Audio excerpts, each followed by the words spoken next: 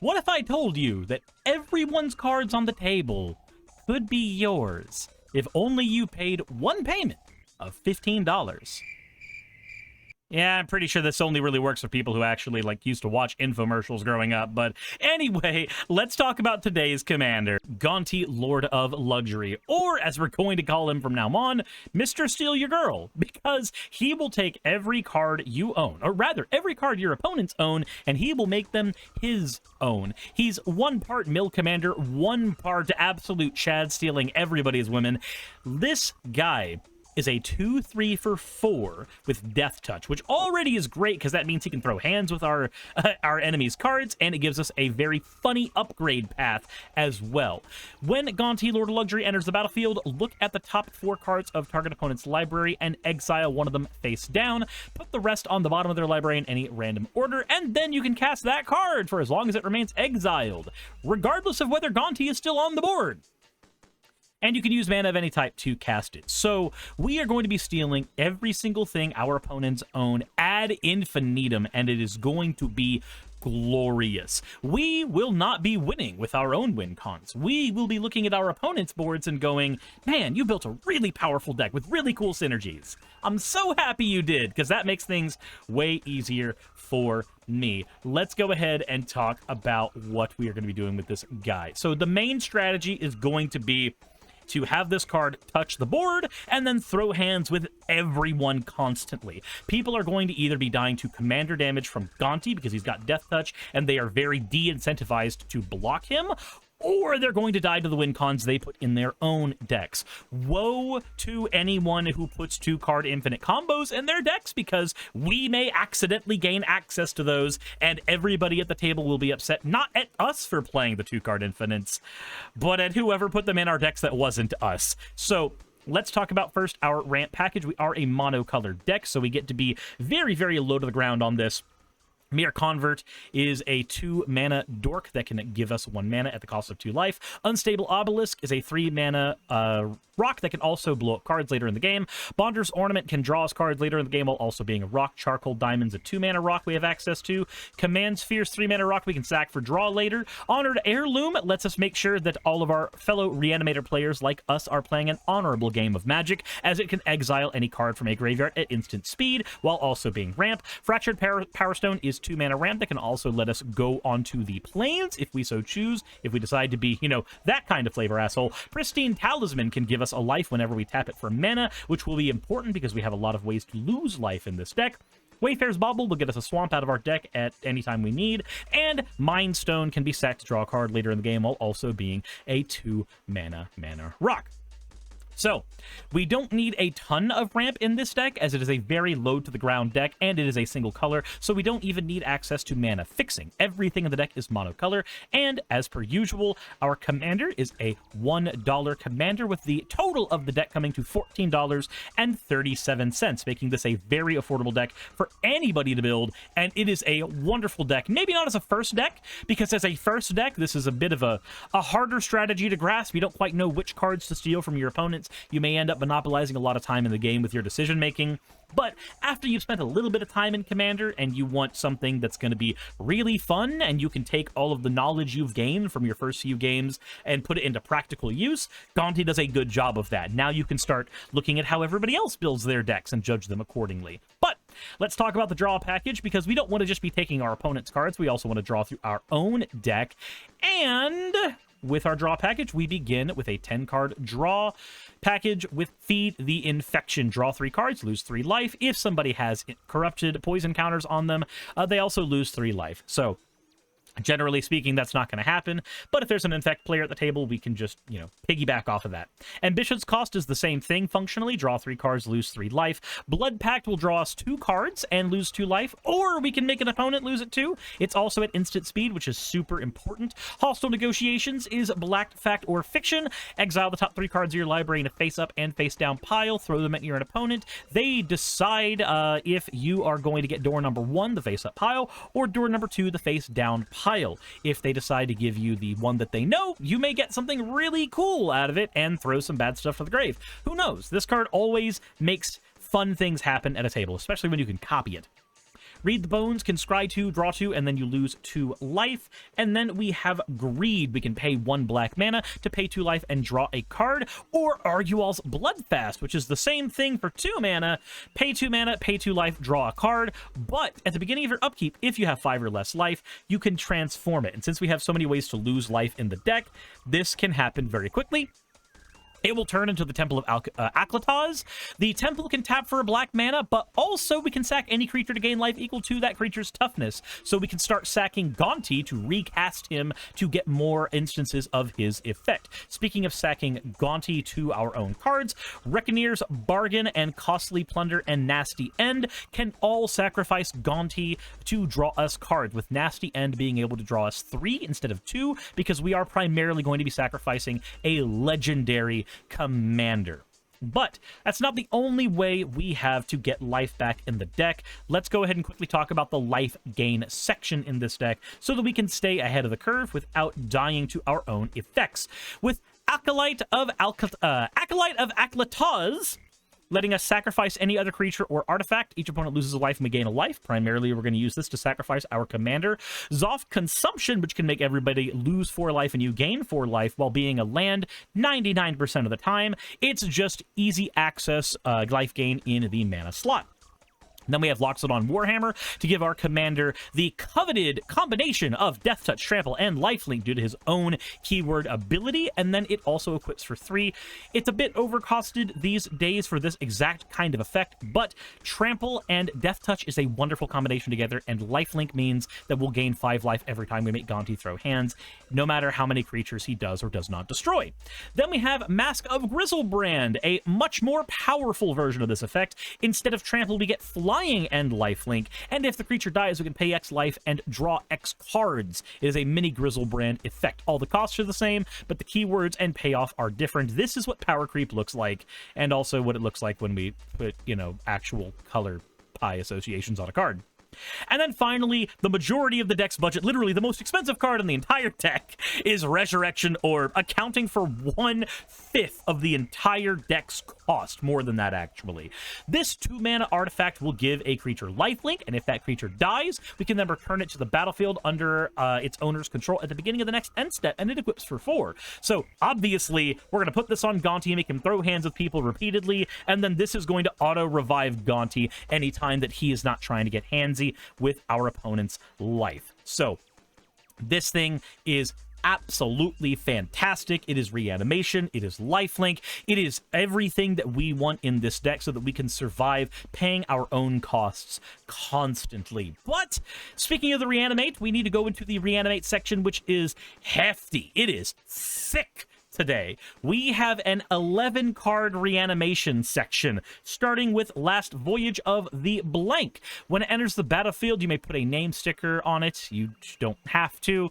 Then it becomes an aura with enchant creature. Return any creature from your graveyard to the battlefield. It gets 2/0 for each name sticker on this aura with 7 or fewer letters. Just honestly, don't even put stickers on it unless you really, really want Gonti to have +2/0. Then we have Fungal Fortitude.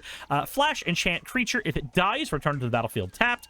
Return to action. Same thing. If the creature would die, throw it back onto the battlefield. Supernatural Stamina. Fake your own death. Abnormal Endurance. Presumed Dead. Demonic Gifts. And Necrogen Communion are all doing the exact same thing. These are all one-time, very quick, oh, my commander's about to die. Let's go ahead and pull it back onto the board. Also, the Necrogen Communion gives the commander Toxic 2, which could be used as either an alternate win con or as a way to get that little bit of extra damage off of our previous Feed the Infection draw spell. Then we have Vat of Rebirth, recurable reanimation, since we will be sacrificing our own commander many, many times in this deck. This card will reanimate as long as we've got 4 or more oil counters on it. Then we have Altar of Baal, which we can exile any creature we control, usually one that our opponents owned that we just didn't want them to have ever again. And then we can return any creature from our graveyard to the battlefield at sorcery speed.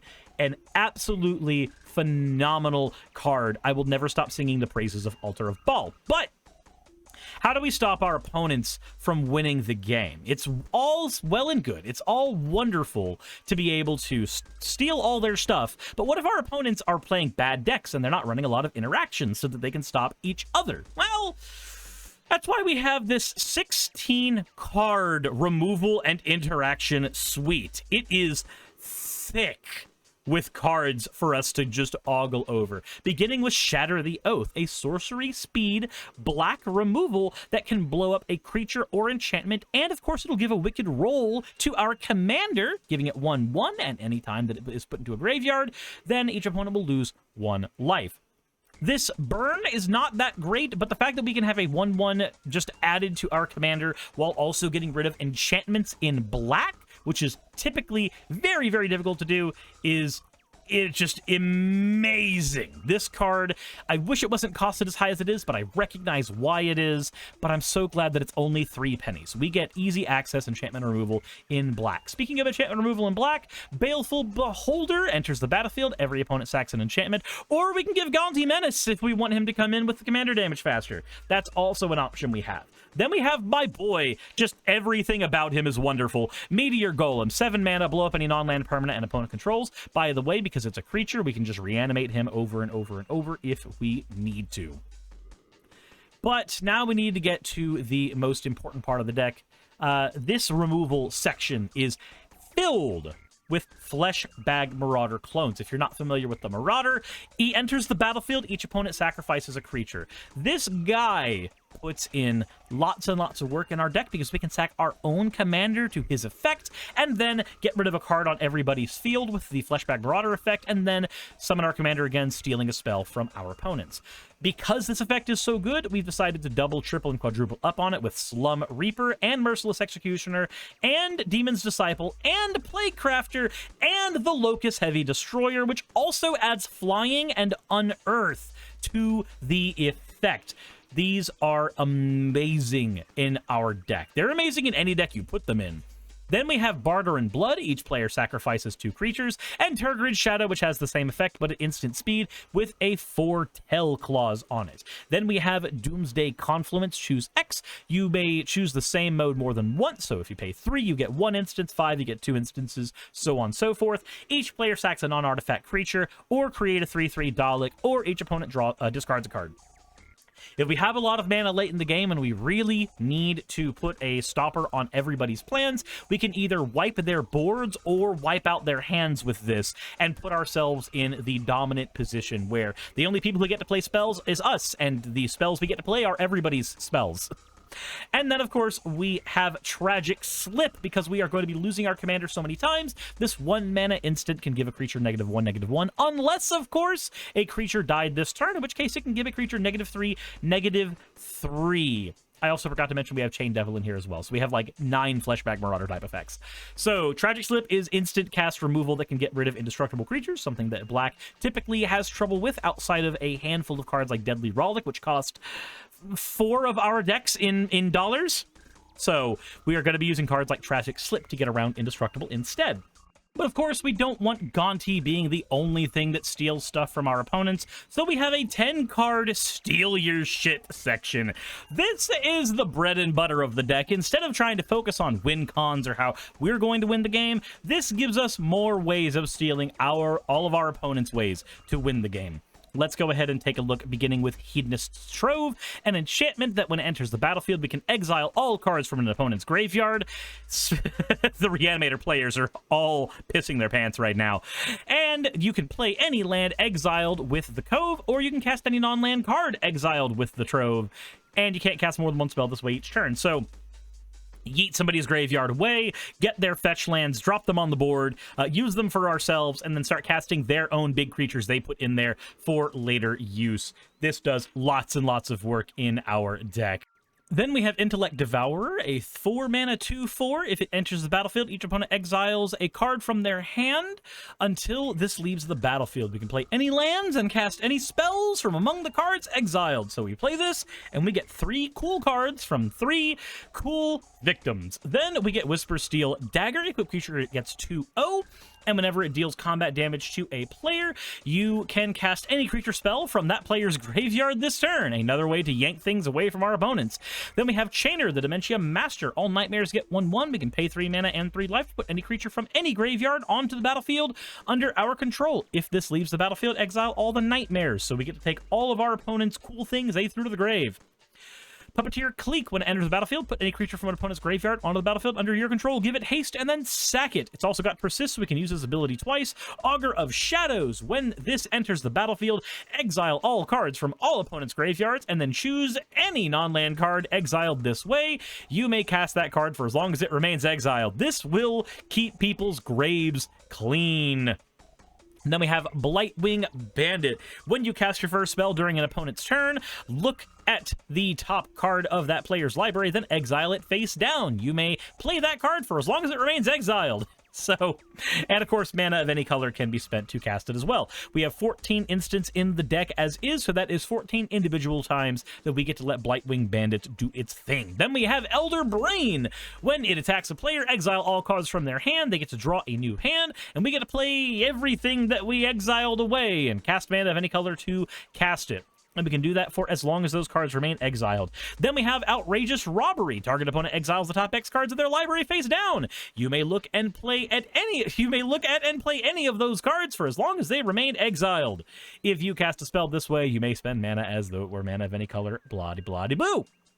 And then finally, the big one, Shadow of the Enemy. Exile all creature cards from target player's graveyard, and you may cast spells from among those cards for as long as they remain exiled, and mana of any color can be spent to cast those cards. This is the most expensive card in the deck in terms of its mana value. I mean, there's a couple more, but just it is one of the more expensive cards in the deck in terms of mana value, and it is just yet another way to tell Reanimator players they can go build a better board state somewhere else. Speaking of building board states, we still need to talk about how we are going to get rid of those. So we have one singular itty-bitty board wipe in Nevin Rial's Disc. Since we have the ability to go into our opponent's hands and graves and tops of their decks to take away all of their cool toys, why don't we go ahead and put this little disc on the board and then say, hey, you play too many cards that I would want to play, and I wipe everything clean. This is the most fair board wipe in Magic the Gathering, I swear.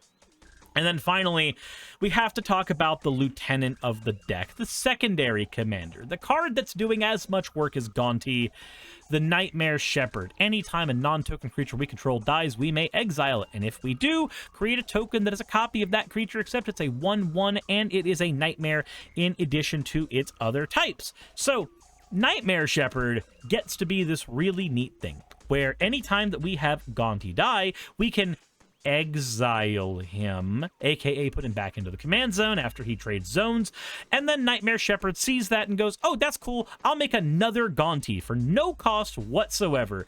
Now you get that ETB twice. Oh, what's that? You lost your Baleful Beholder and you don't have a way to reanimate it? I guess you have another Baleful Beholder. You played Chain Devil and you want its effect to happen twice? I guess that's fine. I also forgot to mention in the removal section, because I'm bad at this, Shriekmaw's in here too, because we can cast it and then just reanimate it quickly with something like Fake Your Own Death. I forgot about that, but also we can cast Shriekmaw for its evoke cost, and then as it dies, we can just exile it to Nightmare Shepherd, getting a double up on the Shriekmaw trigger. All of our creatures that have strong ETBs, this will double up on them. This also means that if we decide tragically to exile our boy, the Meteor Golem, we will get a second copy of Meteor Golem's effect when he dies. So, in case you ever wanted to make your Meteor Golem go one step further, this is a way to make it go one step further.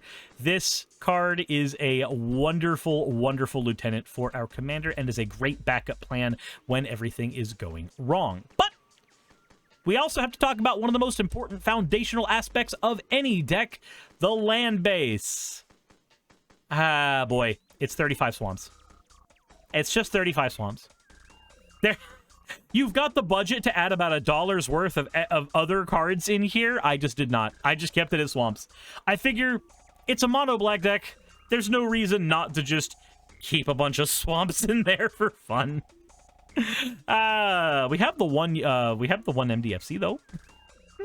Anyway, that is Gonti, Lord of Luxury, but we do need to talk about what we would do if we were upgrading the deck further for the budget. Obviously, the first area that we could increase its price at would be the Reanimation and Recursion section, taking cards like Last Voyage and Necrogen Communion and swapping them out for cards like Animate Dead, Necromancy, and Reanimate.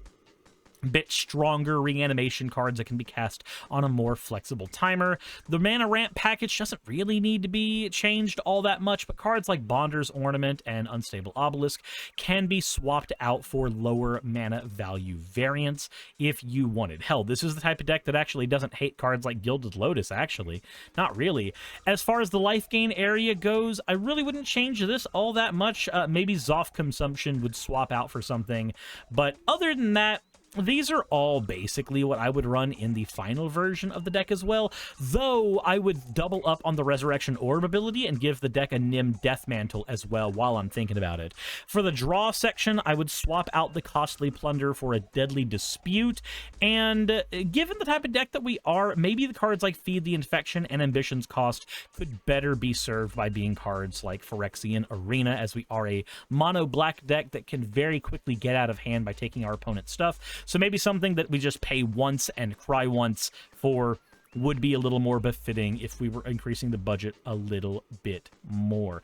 But other than that, I basically would keep most everything that's in here the same. The Nasty End and Reckoneer's Bargain are the two that I would never budge on ever. Same with Argual's Bloodfast. I would never budge on those being in the final version of the deck. For board wipes, maybe go ahead and add a Damnation on top of the Nevin Real's disc, so you've got a little extra ability to knock out stuff. Maybe also put in an All Is Dust, so you have a way to get another way of getting rid of enchantments that you otherwise wouldn't have the ability to do.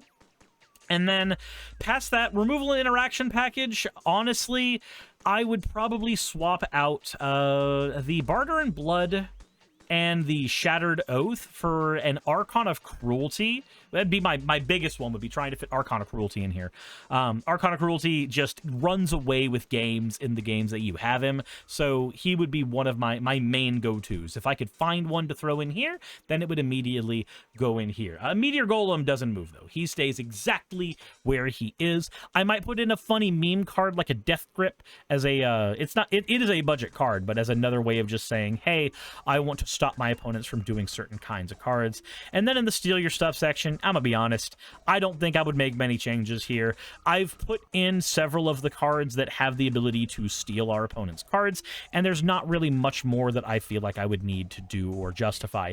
As far as the land section goes, I mean, obviously, it's a mono-black deck, so putting in Cabal Stronghold, putting in Cabal Coffers, those would be two of the, like, super or at least the Coffers is a super non-budget way of pushing further. I would add in a ton of Scrying lands as well. Cards, you know, that the land comes into play, untapped, it taps for colorless, and you get to scry off of it. That's what I do in my Braids deck. I have an Urborg in there, and also a bunch of Scrying lands, so the Urborg can re-transform them into swamps, so that Cabal Coffers can see them and benefit from them. So if you're playing the non-budget version of the deck, Scrying lands are a wonderful thing.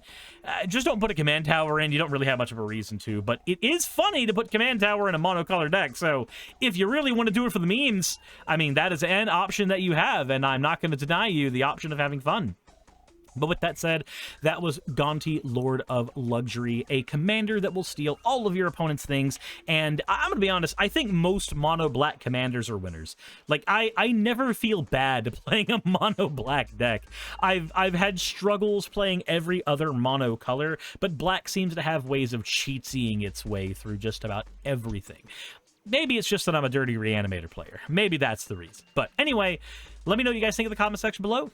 As always, everybody, thank you all for watching. We've passed 3,000 subscribers, and we are well on our way to 4,000. Thank you all for being here. I appreciate each and every one of you. And as always, y'all, insert end of video tagline here. Hey, I just quickly want to give a thank you to all of my wonderful patrons who keep this show running. YouTube and Twitch are a pretty bumpy ride at the best of times, and the stability that Patreon provides me is worth more than I can say here. I'd also like to thank each and every one of my $20 and up patrons here. And they would be Red Joker, Blitzkrieg, Cameron, Dren, Jemshin, Smiling DM, Poundini, Nabbity Babbity, Naomi, Isaac, Agamotto, Jordan, Ravi, Giuni, Kiratorian, Prisma, all of you, Sagitt, I'm not saying that part, and Starlight. And finally, thank you to everyone else that helps keep this channel alive. While you're here, why not check out another video? And thank you for watching.